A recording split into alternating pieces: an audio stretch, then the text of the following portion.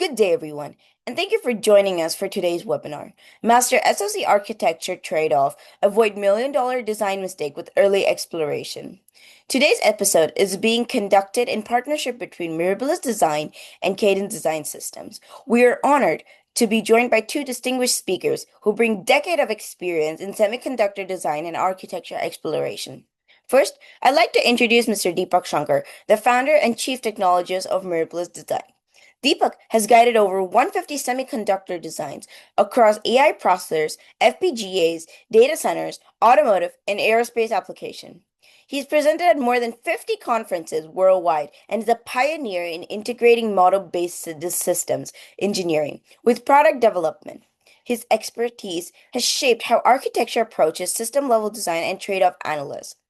Joining him is Mr. Prakash Sahai, the Solutions Group Director at Cadence Design Systems. Prakash brings deep expertise in architecture to exploration, digital twin solution, and virtual prototyping, particularly for the automotive sector and other complex verticals.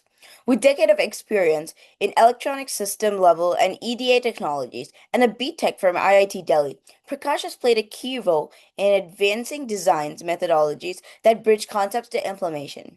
Today's agenda we'll begin with an overview of the collaboration between Cadence and Mirabilis Design. Next, we will provide an introduction to the system-level modeling and discuss its impact on product development. Finally, we will showcase live use cases of a variety of domains, including AI, HPC, data centers, automotive, and defense. Please join me in welcoming Mr. Deepak Shankar and Mr. Prakash Sahai. Hello everyone, my name is Prakash Sahai. I am Solutions Group Director at Cadence Design Systems. Today in this joint webinar with Mirabilis, I'll be talking about Mirabilis and Cadence virtual prototyping solutions, and I'll also talk about our partnership. When it comes to use of virtual prototyping in electronic design, there are primarily two use cases with differing methodologies. The first one is architecture exploration, where the goal is to come up with the optimal architecture to meet the design requirements. For this, you don't need the accuracy of the functions or even the accuracy of data is not important. What is important is the amount of data and how much time it takes to process the data, and also how much time it takes to transfer the data between the architectural components. And because of this abstraction, you get good simulation speed and also the modeling efficiency is good. For doing architecture exploration, you stitch together the different architectural components and workloads, and you essentially play with the parameter options and you get a lot of simulation results. You analyze those results to come up with the optimal architecture. And the takeaway from architecture exploration is the confidence with which the designer can take to hardware and software implementations. On the other hand, coming to early software development, the goal is to develop software as much as possible much earlier than hardware availability. Otherwise, one was dependent on hardware availability to do all of the software related tasks. And for doing this, one needs to model the functionality which is dependent on accurate representation of hardware software interactions. You don't need to model the exact signal toggling, or you don't need to model the accuracy of all micro operations in terms of timing. And because of this abstraction here, you get near native simulation speed, which is ideal for software developers. As you start to bring up software and develop software on virtual platform, you start to get an insight into the hardware software integration issues. There is generally a common misconception that the same model can be used for both the use cases. As we just saw, that is definitely not the case. On early software development side, users can use Cadence VLab Work solution, which is a leading solution in the industry with a very good traction in automotive and aerospace and defense and other verticals. And I'll be talking about the Mirabilis Design Partnership for the architecture exploration. For describing the Mirabilis Cadence partnership, I'm actually using a V model, which is very popular in automotive and aerospace and defense. So in a V model, you start with your mission exploration, you start decomposing your design requirements, you get to the implementation stage, and then on the right side, you start integrating up and validating your system and system of systems against the requirements which you had set forth. For doing the design space exploration, you can use Mirabilis VisualSim Architect for all these stages of your design. One can start with a high-level feasibility study. Functions are running on the cloud, which functions are running on the edge devices, what are the essential communication needs, the real-time needs, how the environmental factors are affecting, etc. And then you can start looking into your system of systems and you can start deciding the requirements for your individual systems. You need to probably decide about the safety and fidelity requirements. You need to decide the power saving techniques and the communication strategy. At the system level, you need to decide how many SoCs are needed, what kind of application loads I have or AI/ML loads I have, and how do I satisfy my real-time needs.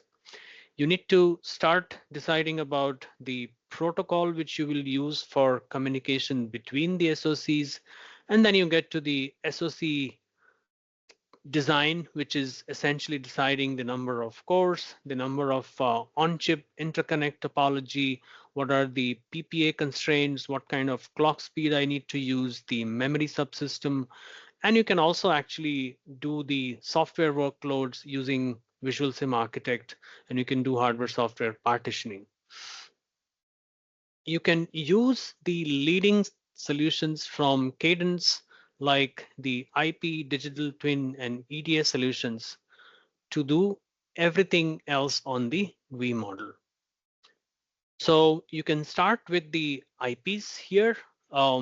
Cadence has industry leading Tensilica DSPs, the neural processing units, the security interface protocol IPs, memory controllers and interconnects are very popular, and Cadence has a very good solution on the chiplet connectivity. For early software development and hardware software integration, you can use VLab Works or you can use the industry leading Palladium Protium. When it comes to implementation of the digital and analog parts, you can use the leading solutions from Cadence. You can use the functional safety, DFT, physical design, sign off, and also Cadence has a very credible PCB design solutions. So as you can see, the Mirabilis and Cadence solutions come together for a real end-to-end design and implementation. Hi, thanks Prakash for that great introduction and explanation of where Cadence and Mirabilis Design play a role. Now, I'd like to talk to you a little more about where Mirabilis Design fits in the product engineering flow and discuss also how we get Mirabilis Design and Cadence enable SoC designers to be able to make massive architecture trade-offs and avoid a lot of the performance bottlenecks that come with not doing an extensive early architecture exploration. A quick introduction to Mirabilis Design. We're a company that have been around for about 15 years now. We're based in Silicon Valley, but also have offices across the world. We have an extremely experienced team that has worked on over 250 designs, and our product VisualSim Architect has been used by hundreds of users at companies across the world, universities, and research organizations. One of the key areas that VisualSim enables is a combination of shift left and shift right. So it's not just about moving the verification earlier, but also handling the asset management as it comes towards the end of the product life cycle. As you can see, VisualSim plays a role in semiconductors, networking, RF, analog, and embedded systems. Now, where does VisualSim fit into the grand scheme of things, and why do we need VisualSim? VisualSim offers the quickest path to exploration. We have a large library of modeling components that allow us to very quickly build up models of new or existing systems. This large set of libraries covers everything from semiconductor IPs, full semiconductor models, to large networking, software, power consumption, and a host of other design aspects that you would utilize in your product development. The important aspect of VisualSim is the user interface that's really powerful for both assembling a model, debugging a model, but also being able to run trade-off studies. The visualization capability allows you to see in real time what is the behavior, and the connectivity to the requirements tools allow you to get an AI-generated output that identifies and pinpoints exactly where the source of your bottleneck is. Simulation speed varies across the models, but can be extremely fast because of the stochastic performance models that still give you cycle accuracy. The parameter sweeps allow you to do very fast architectural and topological changes that can be produce results within a few hours to a day. Now, one of the key aspects of VisualSim that really offers you is this concentric circles. We have the core simulation engine that can handle analog, signal processing, digital software, which is surrounded by all these system modeling blocks that work in the graphical modeling context that allow you to do power, performance, behavior, thermal, and failure analysis. There are a large number of technologies that are integrated into VisualSim through the open API system. Can range from programming languages like C, C++, Python, Java, to workloads and traces and JSONs, to actual technologies such as MATLAB, SystemC, FPGA boards, System Verilog, SysML, Verilogs, SDK, and so on. Now, the input into VisualSim typically starts off as an Excel spreadsheet and a Word document. The output is an executable specification that provides you confidence that the system is actually going to work correctly and meet your expectation. Now, one of the key things of VisualSim that makes it very powerful is that you can work from a mission, the subsystems, all the way to semiconductors. So for example, you can look at the feasibility of an overall architecture and evaluate all the parts of the system in one single model. Similarly, you can get down to a subsystem like the avionics in this particular case, or an ECU, and create a digital twin to run both traces of an existing system, or look at hardware software partitioning into SoCs and FPGAs, look at new connectivity architectures, and optimize for a variety of KPIs and constraints that can be performance, functionality, or power driven. Finally, on the semiconductor side, we handle the ability for you to create chiplets and create extremely large designs. In this case, there's almost 192 processor cores that are distributed across multiple chiplets that allow you to also have other functionalities such as a NOC, DMA, interconnects, interfaces, caches, system level caches, memories, and a whole variety of other elements that you can put together to see the entire SoC and run a variety of studies on, like, what's the optimal system address map, where should the different requests be mapped to, both in terms of an SLC, but also in terms of memory, with the placement of CXL or PCIe or UCIe interconnects, looking at arbitration schemes across the NOC, how to optimize the memory bandwidth usage, and also looking at power consumption and thermal effects. So, when you make certain changes to your architecture, how does that impact your power? This is an extremely important consideration because you're not just focusing on one element of your design, you're focusing on performance, power, and functionality all within the same model.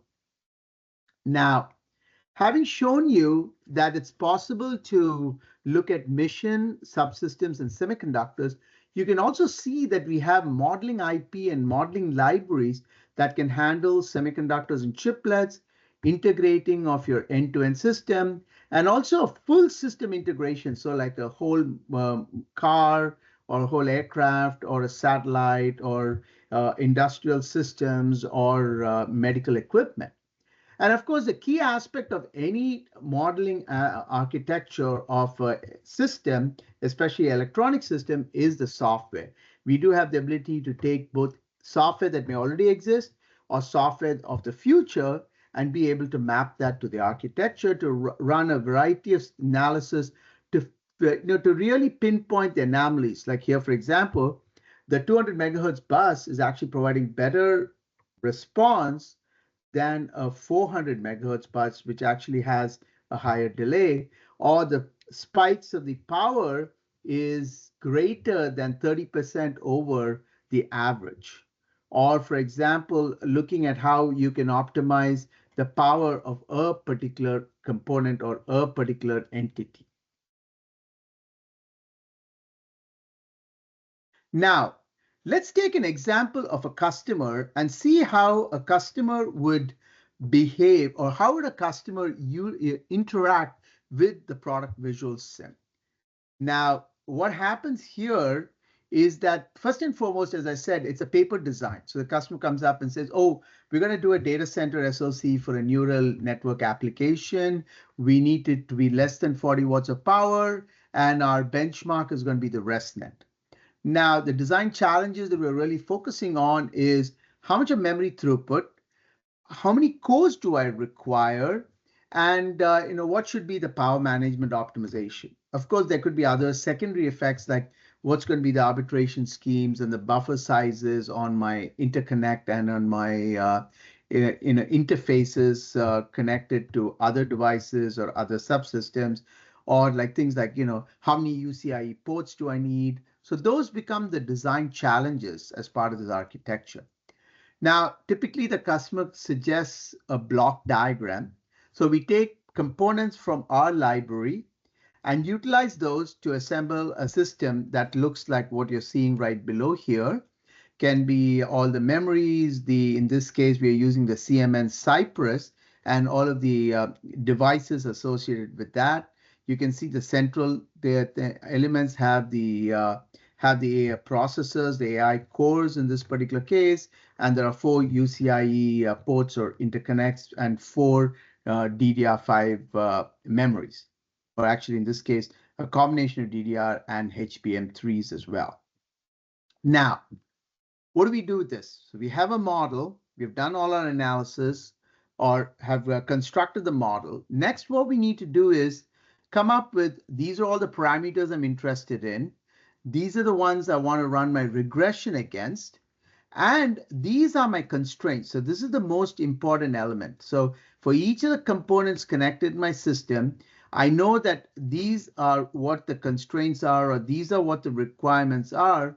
And I measure the results to see whether they have met the constraint or not met the constraint. And that's produced from these real-time reports and analysis that give you the confidence in your system operation, the detailed bill of materials, and other attributes like clock speeds and arbitration schemes and the flow control mechanisms, and also provide a demonstrator for customers to know exactly for their scenario what is going to be the response time, what's going to be the effective throughput, how much power is being consumed, and also provide the customers an early customer evaluation platform, which means even like a year and a half before your silicon is available, your customers are also designing it into their product. So it becomes a really powerful solution where you can take these designs, these models, and provide them to your customers so they can start doing their studies and figure out how they're going to integrate, come up with, hey, I need more performance here, or I don't really need so much performance. Maybe you can reduce this so you can reduce my power consumption as well. So there's a lot of those kind of explorations or interactions that can be done with your customers using these models, especially because it's done very early in the design process. Now, how does this methodology work? You have a block diagram. You figure out what your workloads are, low, medium, high. You take the library components, assemble up a model, and then you define what your requirements, constraints are for a variety, not just one block, but across. So it could be latencies, or it could be specific hit-miss ratio to a cache. And then you run a set of regression sweeps over any set of devices in the system. Once you're done with that, you come up with all your reports, can be power reports, can be performance reports, can be functional reports, can be even a trace to see exactly what is the sequence of things and when it hit each particular component in the particular flow. You keep running these repeated regressions and you finally come up to say, okay, this is the final design. And then you hand it over to your engineering team that goes and builds the product. But at the same time, you now have a platform that can be used downstream for validation, for collaboration with teams, and also helps you in your development process by generating a variety of data. Can be netlist, can be system Verilog for your power test, and can be a variety of other systems. Now, how is all this possible? All of this is possible because we have a system level library. Without the system level modeling library, none of this functionality would be possible. And the system level library is an extremely powerful set of components that allow you to make changes to create new variations without having to build a completely new model from scratch. So if you want to go from, say, ARM A720 to a Neoverse N3, you don't actually have to go build something from scratch. You have a block, you have a set of parameters in a spreadsheet, you enter the values, the block automatically adapts and starts behaving like that new component. Similarly, we have a DDR component where it has a set of parameters, timing, like width, things like that, buffer sizes, arbitrations, etc., that allow you to create something that can be a DDR5 or a DDR6 or a LPDDR5 or LPDDR5X, and so on. Not only do we work on the chips, but we also work across the entire system. So there are FPGA models, there's network models, there's communication models, there's different types of storage like a HBM or, multi-protocol architectures or traffic generators. So there's a variety of components that are provided to complete the entire system. So you're not restricted only to a type of design. Oh, I can only do a memory-based design, or I can only do a processor-based or a controller. It covers the entire gambit of semiconductors that you can work with. Now, there's a lot of simulation tools. There's open source tools, there are tools from different vendors. But really the big thing, if you look at it, is that there is a lot of built-in capabilities in VisualSim that allow you to be able to do the analysis, develop the models extremely fast. Some of the models can be developed within a month, month and a half, ready to go. Can be a very large, like a 10 by 7 NOC architecture from Arteris, or it can be a 128 core design, or it can be PCIe with CXL and UCIe that transmits data at 160 gigabits per second, or it can be an Ethernet network that connects 150 devices in a car. So allows you to do all of these primarily because there is a methodology, a graphical user interface, analysis tools, and more importantly, the libraries. Now, one of the key things that VisualSim has that makes the whole methodology very powerful are the design abstractions. So you can have a purely queuing model where you can just say, hey, I'm only interested in doing some, quick analysis. I want to get some results out tomorrow morning versus, I want to run some traces of the actual software in my model and be able to get a variety of output like, what's the usage of my load store unit? Or, how effective has the pipeline been? Or what if I change from 4 instructions per cycle to like 8 instructions per cycle? How does that impact my response time? To all the way to like a register level modeling where you're looking at your data registers, your control registers, you're looking at doing operations based on data changes in the registers. So you can pick and choose different levels of modeling even within the same model. So for example, here I've got the first one, which is I'm doing an end-to-end design of a vehicle. So I've got cameras and LiDARs and radars connected up to multiple ECUs. So I can look at, what's the impact of my braking based on my autonomous driving system to how much is my battery life remaining for my electric vehicle, all the way to looking at a complete SoC exploration where I'm focusing on the top level, which is really the memory controller selection versus looking at the clock speed, all the way down to a specific IP component. So you can say, hey, I really have this IP component that I received from a third-party vendor. Now I want to put this together and I want to do an analysis. So there's a variety of experiments that you can do depending on where you are in the design process, whether you want to take a System C model that a vendor's given you, or you want to assemble a very high level or abstracted out model. And VisualSim can help you across an entire gambit of systems. So for example, here you can look at the source registers. You can see what's the value in those registers versus here, I'm just looking at the latencies of the braking requests going out to all the different wheels. So variety of analysis can be done, single environment, single set of libraries.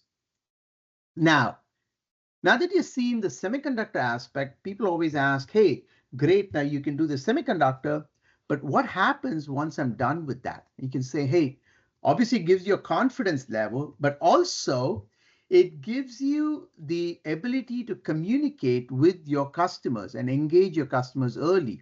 So what are the kinds of things customers would be most interested in?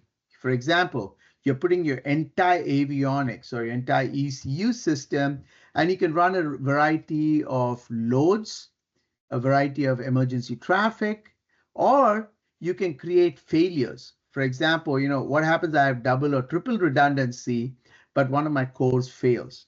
Or for example, I lose power. How do I prioritize which subsystems need to continue to run? While at the same time looking at external aspects, can be dust, can be humidity, can be water vapor levels, can be temperature, can be stress, can be vibration, any of those, and how do they impact the system? So when I look at this particular avionics system, I've created 3 or 4 scenarios here. And my focus obviously is in trying to get my maximum latency down to a minimum. So if you looked at the starting thing, you'll see bus utilization is 99%, but the core is only 53%. While when I reduce the number of, without changing the number of cores, but I increase the AFDX bandwidth, you can see I go from 11.3 milliseconds to 35.2 microseconds. Utilization drops, IMA utilization increases. But I can try to reduce the number of cores and see what happens, or I can keep the original one and I can create a fault on one of my cores, a scenario that occurs, and you can see how the performance changes as well. So what you can do is you can see how the latency and the performance in terms of utilization and the throughput change for different scenarios, but also for fault conditions. So fault condition is something that may occur slowly. you can define it as a slow occurrence or an instant loss of a particular device. And you can see here, when we went from here to here where we lost a core, the latency just doubled. Utilization didn't change, none of these changed, but just the latency alone spiked up. So indicate that, if you lose a core, response time goes up, but it doesn't impact the rest of the system. Now, one of the key things that I like to do and try to get, really an effective way is to look at, okay, I'm designing this architecture. I have to gain confidence, but I do see that there's some certain issues that I might have. For example, I have a CXL interface that's going to be sending data to, say, an HNF or an SNF that eventually goes out to a DDR memory. The question will come up is, how do I ensure that CXL traffic does not impact my core data, which is the processor sending requests out to a system level cache? So how do I ensure that I can maintain that performance? So what do? First and foremost is you build your model. You can see I've put in my memory controllers, my CXLs, and also at the same time, brought in cores. So I've got 1, 2, 3, 4, 16 core clusters, which means I get 64 cores. And I've got a CMN Cypress interconnect. As you can see, I've got all the devices associated with it. And we're using a DDR4 memory controller. So these are the parameters I'm most interested in modifying. But also, as you can see in the clusters, I can set up things like, do I want to have randomize my addresses, or do I want to have a sequential? What are the acceptable address ranges? And a variety of, do I want to access all the memories or just access one of them? So there's a lot of questions that I want to experiment with, and the parameters allow you to work on those kind of experimentation. Now, I run these different things. So what I do is I vary the traffic rate. I go from 100 nanoseconds to 25 nanoseconds. And you can see the average request throughput, they remain about the same, not a whole lot of change. The maximum router buffer occupancy, it actually spikes up, and you can see the buffer size was 32. So which means that I have a system failure because data is dropping off. In the other three cases, they were occupied, but they were not overflowing. And you can see how my request latency actually goes up by almost 23%. So now in this particular case, you can set up other kinds of constraints, like the 64 cores are generating sequential response requests starting at the same address. So I'm not spreading it out across multiple addresses in this scenario. I'm sending them all to one set of addresses. So we really create a bottleneck in one part of the system.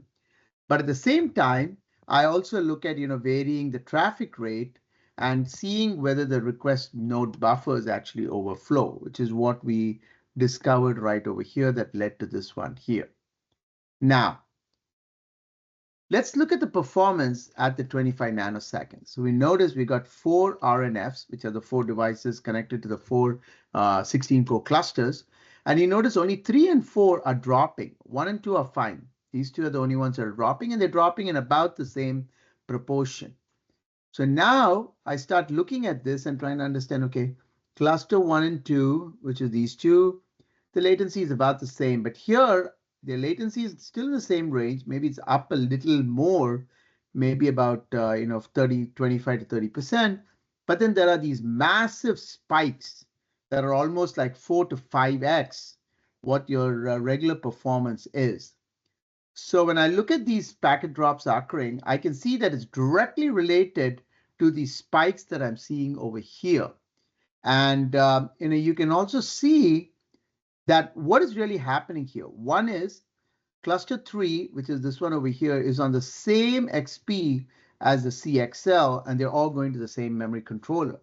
So that's one source of bottleneck. So you have an arbitration there, which maybe the priorities for the cores and the CXL are about the same.